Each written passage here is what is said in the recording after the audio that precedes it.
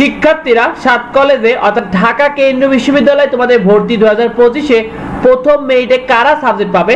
শিক্ষার্থীরা তোমাদের কলেজ ও subject চয়েসের result দেখো, তোমাদের কলেজ ও সাবজেক্ট চয়েসের রেজাল্টের তারিখ কিন্তু 23 অক্টোবর রাত 11টায়, 23 অক্টোবর রাত 11টায় তোমাদের এই কলেজ ও সাবজেক্ট চয়েসের রেজাল্ট প্রকাশ হবে। ভর্তির আবেদনে তোমাদের সাবজেক্ট চয়েস দিতে পারছে কিন্তু 13,000 প্লাস শিক্ষার্থী 3 ইউনিট মিলে, কারণ 40 প্লাস পেয়েছিল কিন্তু 13,000 প্লাস শিক্ষার্থী 3 ইউনিট মিলে। আর তোমাদের আসন সংখ্যা কিন্তু 3 ইউনিট মিলে রয়েছে 11,290টি।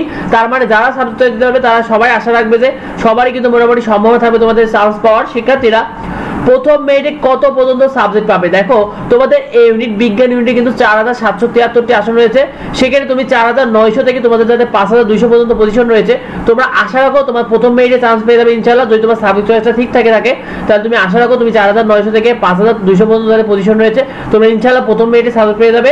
তোমরা যারা বি ইউনিটে মানবিক বিভাগে রয়েছো তোমাদের কিন্তু আসন রয়েছে 4,492টি, সেক্ষেত্রে তুমি 4,700 থেকে 5,000 পজিশন পর্যন্ত তোমাদের যাদের রয়েছে তোমরা আশা রাখো তোমাদের সাবজেক্ট চলে আসবে। আর সি ইউনিটে বাণিজ্য বিভাগে 2,225টি আসন রয়েছে, সেক্ষেত্রে তোমাদের 2,150 থেকে 2,300 প্লাস পজিশন তোমাদের যাদের রয়েছে প্রথম মেরিটে তোমরা নিশ্চিত এটা সাবজেক্ট পেয়ে যাবে ইনশাআল্লাহ। শিক্ষার্থীরা তোমাদের কলেজ ও সাবজেক্ট চয়েসের রেজাল্ট দেখো, তোমাদের প্রথম মেরিটে যারা সাবজেক্ট পাবে তাদের কিন্তু 6,500 টাকা অনলাইনে পরিশোধ করতে হবে। শিক্ষার্থীরা কিভাবে অনলাইনে পরিশোধ করবে এটা নিয়ে কিন্তু ভিডিও থাকবে আমাদের চ্যানেলে, তাই সাবস্ক্রাইব করে রেখো। তোমরা যারা সাবজেক্ট পাবে প্রথম মেরিটে তোমাদের কিন্তু অনলাইনে ফি জমা দিতে হবে 24 অক্টোবর সকাল 8টা থেকে 28 অক্টোবর রাত 8টা পর্যন্ত তোমাদের অনলাইনে ফি জমা দিতে হবে।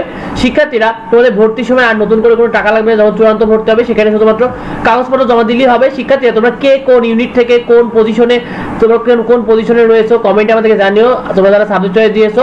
আর শিক্ষার্থীরা পরবর্তী আপডেট পেতে অবশ্যই আমাদের চ্যানেলটিকে সাবস্ক্রাইব করে রাখো, ভিডিওটি বন্ধু থেকে শেয়ার করে দিও, আর অবশ্যই ভিডিওতে একটি লাইক করে দিও যাতে পরবর্তী আপডেট তুমি নিয়মিত পেয়ে দাও। দেখা হয় পরবর্তী ভিডিওতে। ধন্যবাদ সবাই।